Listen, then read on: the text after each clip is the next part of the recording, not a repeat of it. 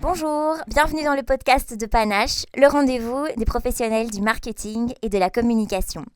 Aujourd'hui, Charlotte et moi, nous avons le grand plaisir de recevoir Aurore DeVos. Elle est Digital Marketing Director Benelux à la Walt Disney Company. Aurore est experte en com digital.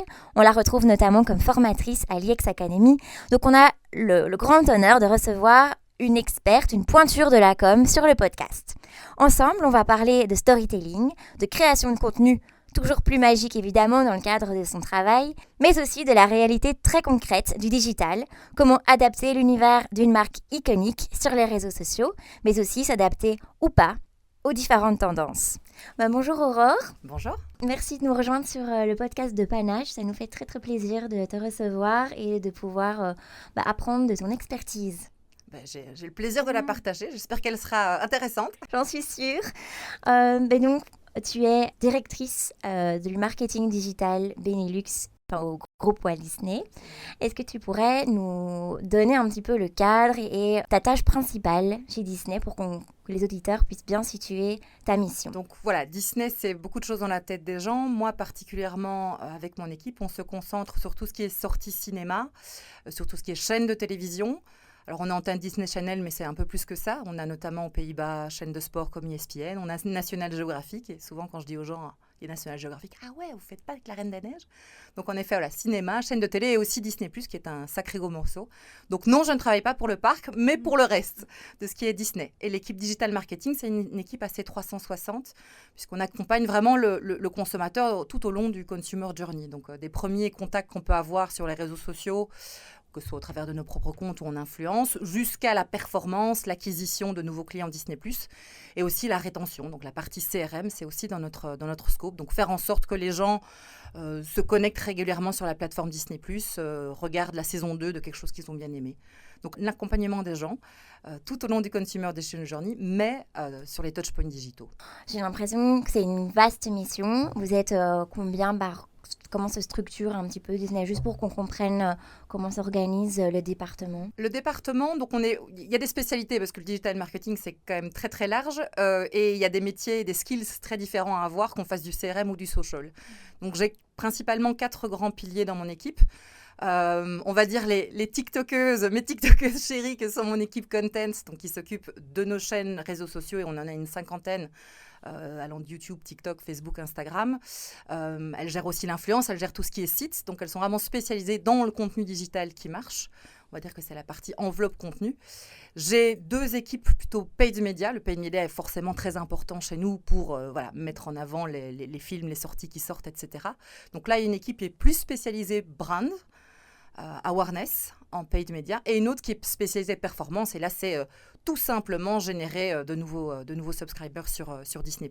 Et la 4e équipe, c'est CRM. Donc le CRM, c'est un tout autre métier, puisque voilà, on est beaucoup sur des outils, de la data, une grosse couche de legal à bien se faire valider à chaque fois. Donc c'est un tout autre mindset que les gens ont. Donc on est répartis dans ces quatre piliers. Ok. Maintenant qu'on a compris un petit peu la structure et l'ampleur de la mission, est-ce que tu peux nous décrire une journée type dans le cadre de ta profession?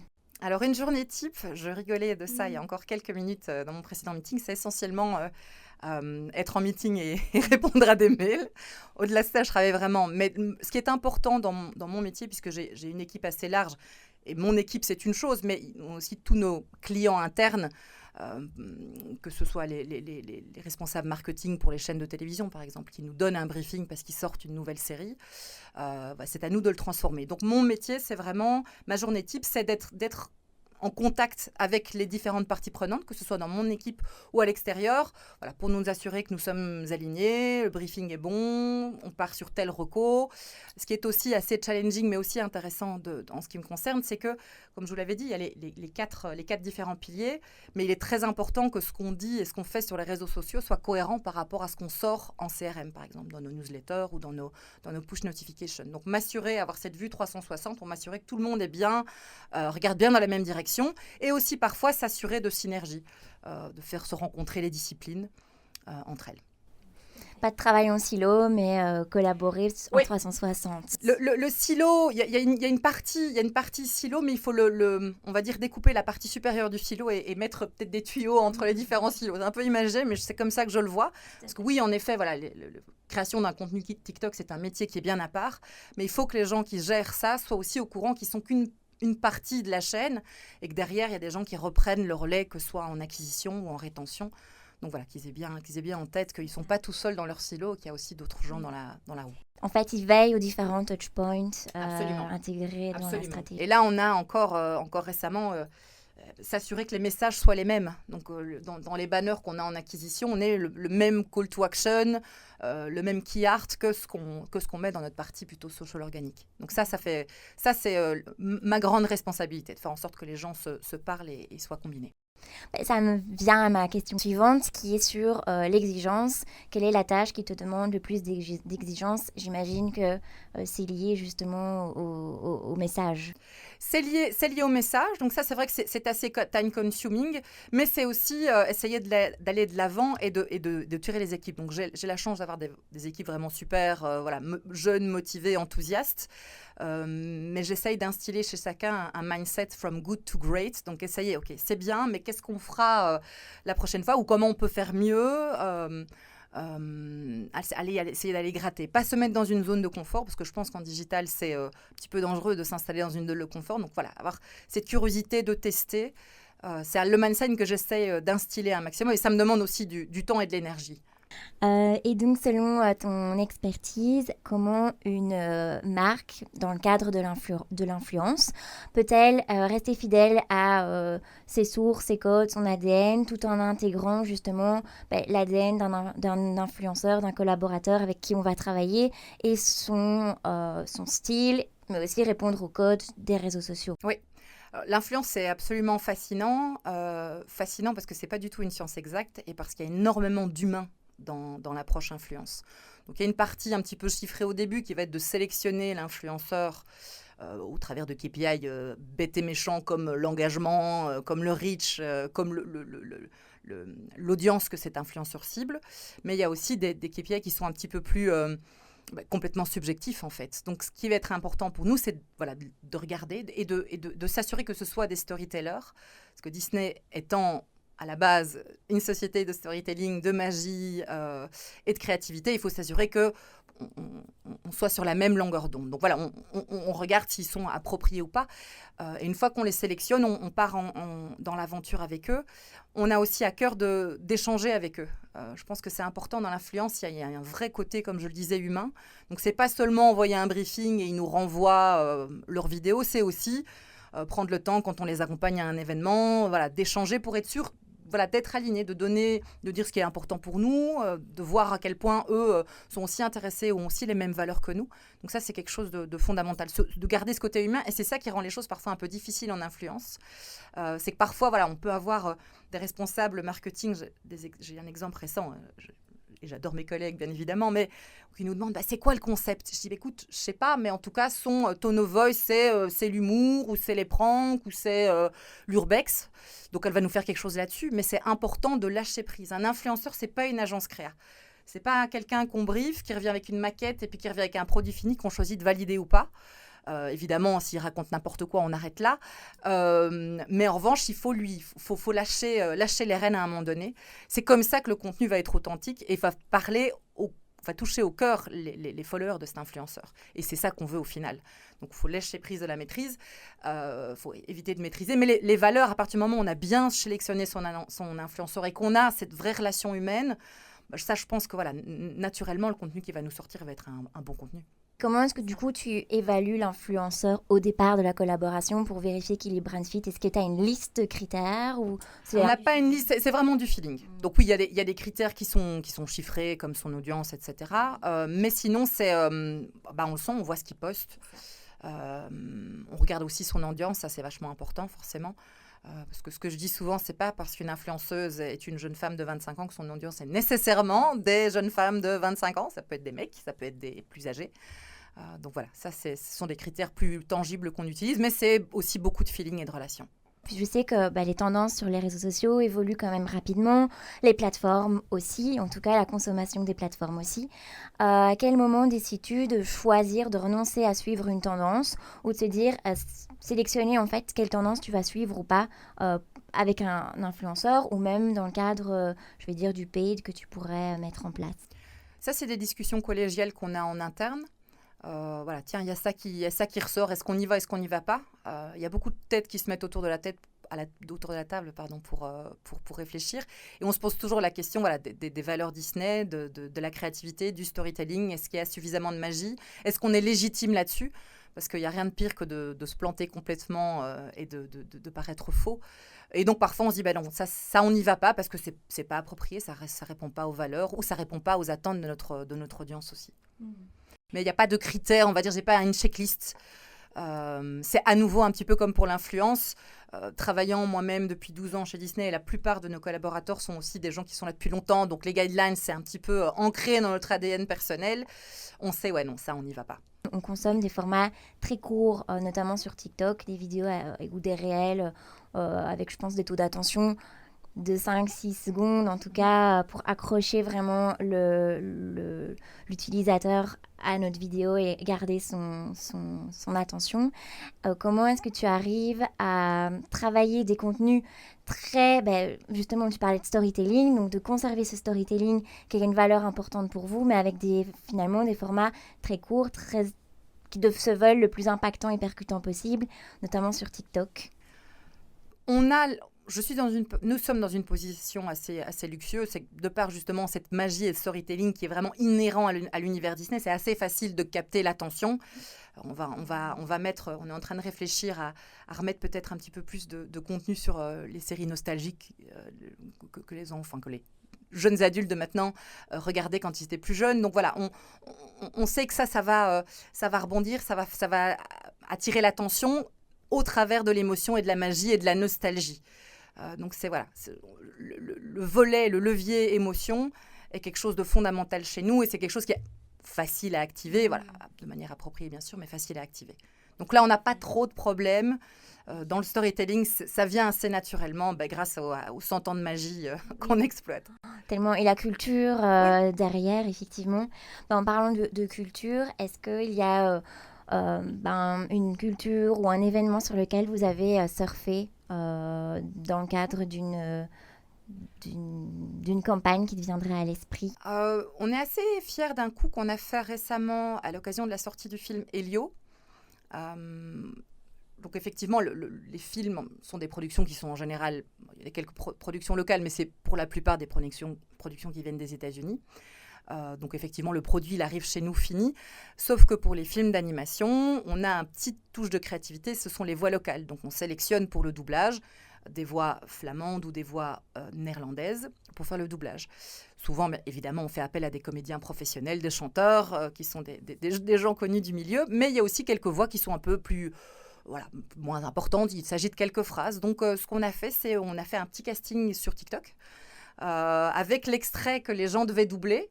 Et donc, en demandant aux utilisateurs de TikTok, est-ce que tu rêves de devenir une voix Disney? Et je pense que beaucoup de gens peuvent se dire, ah ouais, ce serait quand même bien d'être une voix Disney. Et donc, voilà, on a donné l'opportunité aux gens de devenir une voix Disney. Donc, surfer sur le user-generated content. Et on a sélectionné, que ce soit en Flandre ou aux Pays-Bas, la voix qui correspondait. Et donc, voilà, pour elle, c'est magique et ça a été relié aussi sur nos propres réseaux, sur les siens. Ce n'était pas spécialement deux grandes influenceuses, mais en tout cas, voilà, on a ajouté un vrai supplément d'âme, avec parfois peut-être le peu de créativité qu'on peut avoir, puisqu'on ne peut pas changer le scénario d'un film. En revanche, ça, on peut y aller et on y est allé.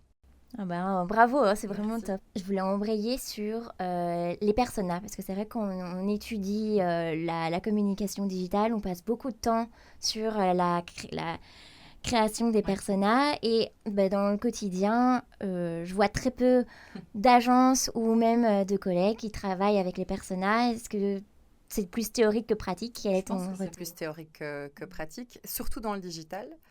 Au-delà des personas, moi je pense que c'est plutôt consumer insights qui sont intéressants. Donc, quel genre de réseaux sociaux ils utilisent, combien de temps ils passent sur les réseaux sociaux, quelle est leur consommation vidéo. Donc ça, c'est une base théorique qui nous permet de définir un début de stratégie.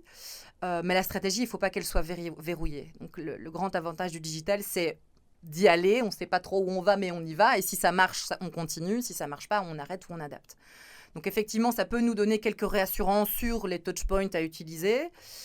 Après, on se lance. Donc, oui, non, ce n'est pas parce que le persona dit que... il va sur Facebook, on va nécessairement sur Facebook. Et l'inverse est vrai aussi. Donc là, on ne se verrouille pas au persona. C'est pour se donner une idée, une orientation. C'est une base théorique et puis après, on passe à la pratique et on adapte parce que la théorie, elle n'est pas toujours judicieuse et elle ne fait pas toujours foi. Du coup, ici, on a quand même parlé de stratégie de façon globale, de storytelling à travers des campagnes basées sur l'émotion. L'influence aussi, qu'on choisit avec le feeling, mais en regardant aussi les audiences. Finalement, quand la campagne est réalisée, il vient l'heure de vérifier et analyser les retours dans une campagne de earned media basée sur justement l'influence et on va dire la notoriété peut-être plus globale. Quels sont les KPI que tu regardes? Alors, il y en a peut-être des plus tangibles en termes d'entrée ou d'inscription à une plateforme, etc. Sur les réseaux sociaux, quels sont les KPI que tu observes? Comme tu le disais, on a des KPI tangibles. Donc, on utilise beaucoup les influenceurs en acquisition. Et donc là, on peut tout simplement voir combien de conversions ça nous a généré. Donc ça, c'est plus facile. Les KPI sont plus difficiles à appréhender pour la partie plutôt brand, forcément, puisqu'on est assez loin de l'objectif.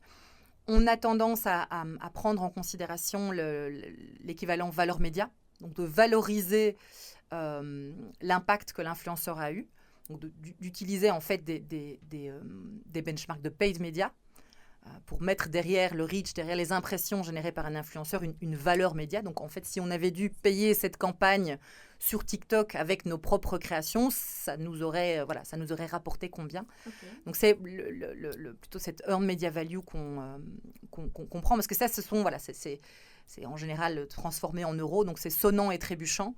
Et bien souvent aussi, on compare, tiens, si on a dû payer un influenceur, parce que ça nous arrive, on a dû le payer 100, si ça nous a rapporté en valeur média 300, là, effectivement, on y a gagné en chance puisqu'on a un retour sur investissement de 3. Donc, on essaye de trouver, de mettre des chiffres.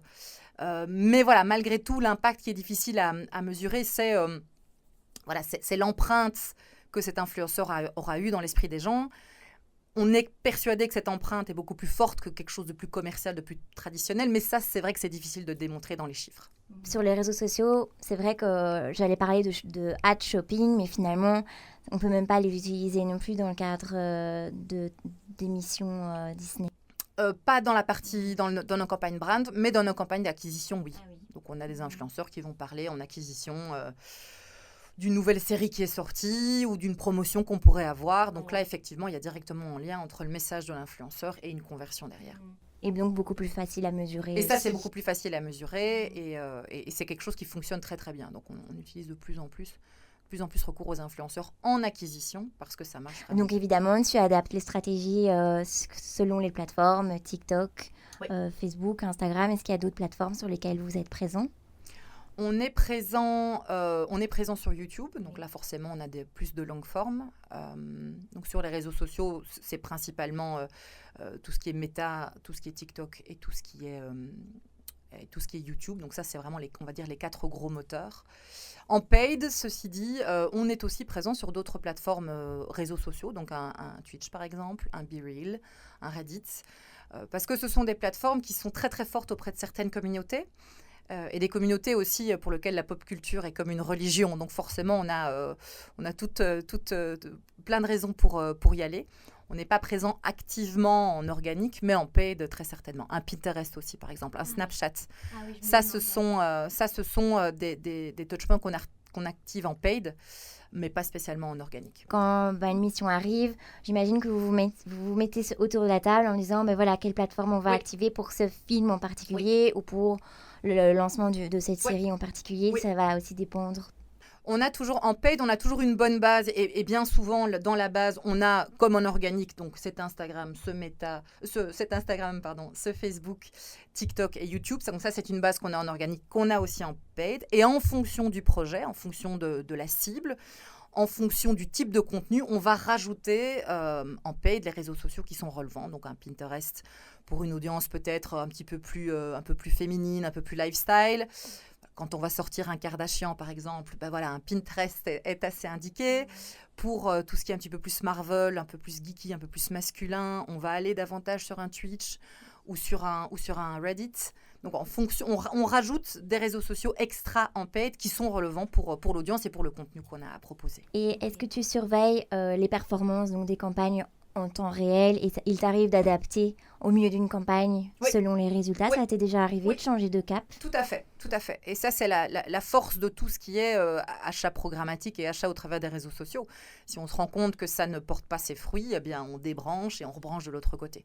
Donc effectivement, faire la balance, les équipes surveillent les campagnes quasiment au quotidien. Et donc, on a cette fameuse théorie au départ qui nous dit, il faut qu'on mette autant sur Meta, mais si on se rend compte que ça ne mord pas, mais que d'un autre côté, TikTok cartonne parce que notre contenu, notre film résonne particulièrement plus que ce que nous l'avions attendu sur TikTok, hop, on débranche et on prend la petite brouette de cash et on va la mettre chez TikTok. Est-ce que tu pourrais me donner un exemple qui te viendrait à l'esprit où justement vous avez été surpris par une campagne que vous avez mise en place et puis qu'à un moment vous avez dû sortir justement cette brouette et passer d'un levier à l'autre? Je le dirais que c'est surtout au niveau du contenu. C'est quelque chose qu'on observe de plus en plus. On a tendance à mettre en paid media nos contenus commerciaux, donc des trailers, des spots qui mettent en avant que le film est disponible au cinéma à telle date. Mais on utilise aussi de plus en plus le contenu qui est créé par les influenceurs. Et on se dit, tiens, on va le mettre en balance avec du contenu plutôt classique. Donc on récupère le contenu des influenceurs, on le met en paid sur nos propres canaux. Et en fait, on se rend compte que ça marche vraiment, vraiment bien. On a de bien meilleurs engagements, bien meilleurs reach et parfois même de bien meilleures conversions. Donc, effectivement, on a ce switch qui s'opère en mettant peut-être davantage de budget sur le contenu influenceur parce que c'est là où les gens nous attendent. Et voilà, la crédibilité apportée par les influenceurs est absolument priceless par rapport à un contenu commercial. Donc oui, ça c'est quelque chose d'assez récent et c'est quelque chose qu'on essaye d'intensifier. Et c'est assez vertueux en fait parce que les influenceurs sont utilisés au travers de leurs propres canaux. On les sélectionne avec attention, donc ils ont leur partie et puis après on se réapproprie leur contenu avec leur accord bien sûr, ça c'est tout à fait prévu et on l'amplifie en paid. Donc les efforts qui sont fournis en influence marketing servent aussi en paid media. Top. Et effectivement, ça varie les contenus pour ne pas avoir absolument, c'est pas toujours le même spot, le même trailer, parce qu'il est important sur les réseaux sociaux aussi d'avoir plusieurs contenus et parfois c'est un petit peu difficile de créer 25 spots au départ des quelques images qu'on a. Donc ça va rajouter un petit peu de contenu en plus et avec l'optimisation faite soit par les réseaux eux-mêmes, par les algorithmes, soit par mes équipes, on a plus de contenu, donc plus de chances de maximiser le succès. Donc, en parlant de KPI, est-ce qu'il y a des dashboards que tu utilises au quotidien, des outils? Oui, donc on a évidemment toute une série de dashboards parce que comme le digital est mesurable, il faut le mesurer. Donc là, effectivement, on a à cœur surtout forcément en performance de traquer de manière hebdomadaire les différentes conversions que l'on génère. Sinon, on a aussi à cœur de professionnaliser notre métier. Donc, soit en reprenant des dashboards de l'international, soit en créant les nôtres. Ce que je trouve assez intéressant, c'est de ne pas considérer les campagnes de manière isolée. Parce que bien souvent, on voit une campagne, on a eu en paid, par exemple, un CPM de autant ou un CTR de autant. J'aime bien voir les campagnes de leur ensemble. Donc, le fait de créer des dashboards, notamment, nous permettent d'avoir nos moyennes. C'est quoi notre benchmark sur un Marvel? C'est quoi notre benchmark sur un Star Wars? Est-ce qu'en général, les campagnes kids marchent mieux que les campagnes adultes? Est-ce qu'en général, Meta marche mieux que TikTok? Donc, d'avoir une vue d'hélicoptère, et ça, c'est ce qui est permis par les dashboards. Je trouve que c'est assez intéressant de ne pas voir les campagnes l'une après l'autre, mais d'avoir une vue d'ensemble pour affiner sa stratégie et ses tactiques. Et de ces chiffres, ça te permet alors, avec ton équipe, d'être plus créative et se dire, là, on pourrait adapter soit le contenu, soit le mode d'achat? Exactement, puisqu'on voit très certainement des graphiques s'envoler ou se péter la figure. Donc on voit une tendance au déclin et c'est là où on se pose la question, est-ce qu'il y a quelque chose qui a changé dans la manière dont on a acheté ou est-ce que c'est tout simplement l'algorithme qui a changé et si on se rend compte que le touchpoint il est plus suffisamment efficace, ben on va peut-être désinvestir et investir un petit peu ailleurs. Donc oui, ça c'est important d'avoir ce recul. Et il y a une discussion en interne sur l'évolution et sur ce qui est le plus pertinent de faire. Comment définis-tu le rôle des réseaux sociaux dans une stratégie 360 ? Ce qui est intéressant avec les réseaux sociaux, c'est que c'est un fil rouge.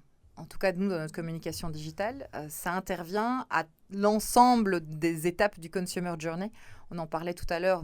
Voilà, mon équipe, elle brosse à peu près tous les postes. Eh bien, les réseaux sociaux sont présents à tous les postes. Que ce soit dans la partie awareness, magie, être un peu des paillettes dans la vie des gens, stimuler cette émotion, cet élément de nostalgie. Donc, on intervient dans tout ce qui est early stage. Important en considération aussi avec les influenceurs qui peuvent arriver derrière avec des arguments convaincants pour leur audience. Les réseaux sociaux sont clés en conversion. Quand on parle de coûts par acquisition, etc., c'est vraiment là qu'on a très certainement les coûts par acquisition les plus intéressants.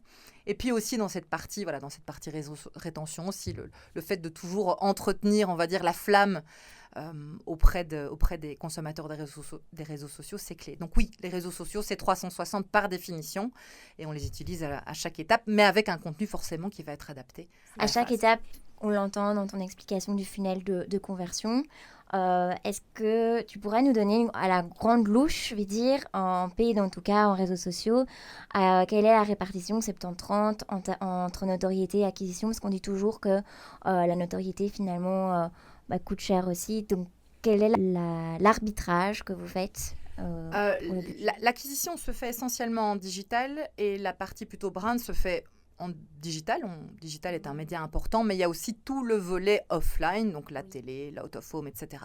Donc je pense que quand on met la balance entre les deux, on a quand même davantage de brand, d'awareness, mais en mélangeant tous les médias. Donc oui, là, il reste quand même, le brand reste quand même plus important que la performance en termes d'investissement consenti. On a parlé de la Belgique en général, mais c'est vrai que sur notre marché, on constate quand même que le marché est quand même assez fragmenté en termes de culture entre le nord et le sud du pays. Comment ça se traduit dans vos stratégies, dans vos campagnes ? Disney résonne de manière assez différente en fonction des marchés et la Belgique, qui compte 2 marchés, va dans cette même veine-là. Donc on traque la préférence et le top of mind de nos marques au travers de certains brand trackers et on remarque que dans la partie sud, il y a une plus grande préférence, en tout cas un top of mind assez indéniable de Disney et de l'ensemble des marques, plus dans le sud en tout cas que dans le nord. Ceci dit, voilà, la stratégie macro va rester la même. On ne va pas surinvestir ou désinvestir. En revanche, on va tourner les curseurs un petit peu plus à gauche ou un petit peu plus à droite. C'est le cas de par le fait que Disney résonne plus dans le sud, mais aussi la consommation média étant un petit peu différente. On a une offre, tout ce qui est SAVOD un peu plus large dans le nord que dans le sud. Donc dans le sud, on va plus tourner le curseur d'un YouTube, par exemple, puisqu'on a peut-être moins d'opportunités. Donc en fonction aussi de la fragmentation média, on va faire un petit peu plus dans le nord ou dans le sud. Donc c'est 2 éléments, la réalité marché et la réalité de Disney qui y a davantage de préférence dans le sud. C'est pas pour ça qu'on désinvestit, mais peut-être que le contenu va être aussi adapté, va peut-être plus faire la part belle à la nostalgie. Et on n'a pas parlé des Pays-Bas, en fait. Eux aussi, j'imagine que c'est encore un autre curseur. Tout à fait. C'est encore un autre curseur. La logique est la même. Et si on doit faire une hiérarchie de la préférence Disney, je dirais que c'est la Belgique francophone, puis la Belgique néerlandophone, puis les Pays-Bas. Voilà, Disney a beaucoup de succès là-bas, mais on va dire que est plus haut dans le cœur des Belges francophones. Donc oui, même principe s'adapte. Donc les recettes macro restent les mêmes, mais on va bouger certains curseurs en fonction de la préférence de Disney sur le marché et de la réalité média du marché également. Est-ce que tu portes un regard différent sur les influenceurs, de se dire l'influenceur wallon, l'influenceur flamand est hollandais, en fait, tu vas les approcher différemment parce qu'ils ont aussi une façon de travailler différente ou... C'est une question assez intéressante que tu poses là, parce que je disais que l'influence était une question de relation. Donc il faut, pour avoir une bonne relation, c'est peut-être un petit peu limitatif ce que je vais dire, mais c'est important aussi de parler le même langage ou d'avoir les mêmes codes culturels. C'est plus difficile d'approcher quelqu'un qui n'est pas de ta communauté. Après, voilà, il y a des gens qui arrivent très bien dans mon équipe et qui sont parfaits trilingues et qui savent naviguer, mais c'est sûr qu'on n'arrive pas avec ces gros sabots de néerlandais auprès d'un belge francophone, et l'inverse est vrai également. Donc voilà, il faut et c'est pour ça que dans mon équipe, j'ai des gens de toutes les communautés.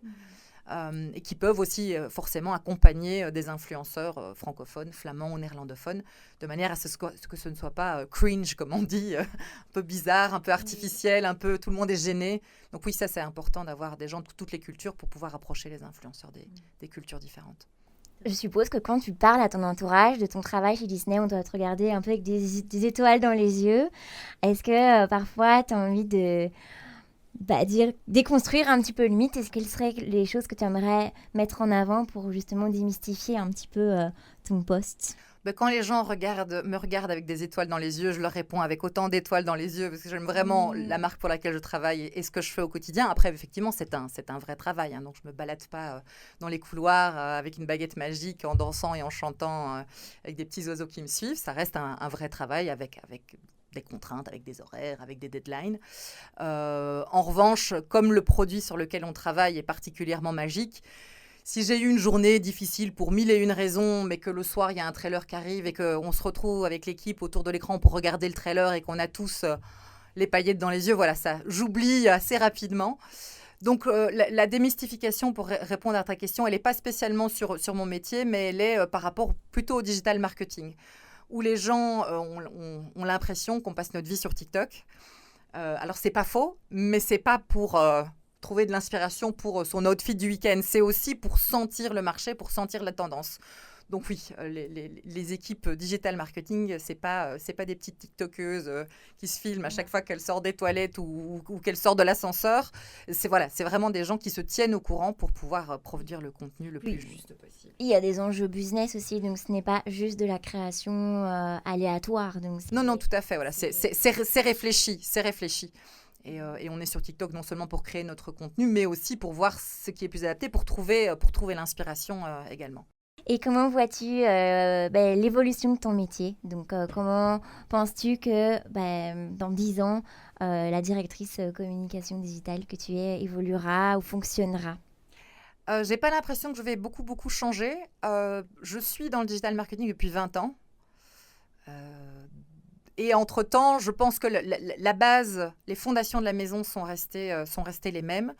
Les enjeux, voilà, il faut atteindre des objectifs, il faut faire des reportings, il faut faire des briefings, il faut être créatif. Donc ça, cette base va rester. Ce qui a changé en 20 ans et ce qui changera dans les 20 prochaines années, c'est qu'on aura des nouveaux médias qui vont arriver. Il y a quelques années, TikTok existait à peine. Maintenant, c'est absolument incontournable. Ce sera pareil dans 10 ans aussi. On va avoir le nouveau TikTok qui va émerger. Peut-être des plateformes qui vont peut-être pas disparaître, mais en tout cas être moins considérées. Mais je pense que les fondations vont rester les mêmes. Pour clôturer notre discussion, j'avais envie de te poser des questions un petit peu plus personnelles sur tes propres inspirations, ce qui t'anime toi aussi sur les réseaux. Est-ce qu'il y a des comptes Instagram, TikTok, LinkedIn ou autres qui t'inspirent au quotidien comme ressources, je vais dire, pour d'autres potentielles idées? Donc moi, j'ai plusieurs sources d'inspiration. J'ai des sources qui sont des standards du marché belgo-belge. Donc je lis tous les jours le média marketing. Je lis la newsletter de l'UBA. Donc là, je trouve que c'est un point de vue qui est à la fois local, mais tourné vers l'international. Ce sont les questionnements que mes pairs se posent sur le marché. Donc ça, c'est pour moi une bonne source d'information au quotidien. Je dois dire que sur mes propres comptes sociaux, je ne suis pas trop business. Et pareil, en vacances, je ne vais pas lire stratégie digital marketing 10.2. Je préfère lire un bon bouquin ou me dorer la pilule. En revanche, une source d'inspiration qui est énorme, c'est tout simplement, ne fût-ce que pour moi-même, consulter les réseaux sociaux. Donc être au quotidien sur Instagram et sur TikTok pour voir ce qui s'y passe. Et c'est ça qui fait naître des idées qu'on va challenger en équipe pour créer notre contenu. Et aussi, comme le digital marketing est une science molle, une science qui évolue au quotidien, c'est pour moi ma manière de me tenir au courant. Donc, je me tiens au courant de la partie un peu business par on va dire, les médias traditionnels du marketing, mais aussi, je consomme ces médias pour voir comment ils évoluent et quel rôle on a à y jouer. On parlait de livres et de références plus business. Est-ce qu'il y a une citation, un auteur qui t'inspire ou que tu as envie de nous partager ? Pas plus tard qu'hier, j'ai assisté à une conférence et la phrase que j'ai retenue et que je pense je vais retenir et encore aborder longtemps, c'est « Goosebumps is the best KPI we have in marketing ». Et donc effectivement, voilà, des KPI, il y en a partout, il faut être performant, il faut montrer des chiffres. Mais je pense au final que pour faire la différence dans l'esprit du consommateur qui est bombardé de 1000 sujets, c'est si on arrive à faire que ses poils se dressent, on a tout gagné. Bon, alors, c'est joli dans la théorie, dans la pratique, on ne sait pas calculer le nombre de poils qui se lèvent, mais en tout cas, je pense que c'est peut-être l'objectif ultime qu'on doit essayer, qu'on doit tendre, qu'on doit essayer d'atteindre, c'est ces fameux goosebumps. Merci, je pense que ça clôture assez bien notre conversation. Donc merci encore d'avoir passé du temps avec nous. Avec plaisir, merci beaucoup.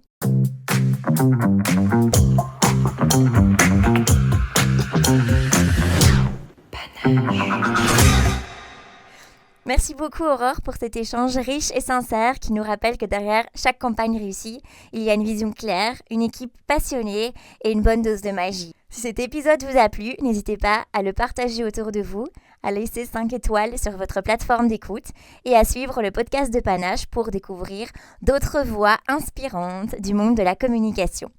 À très vite pour un prochain épisode avec toujours plus de créativité et de stratégie. À bientôt!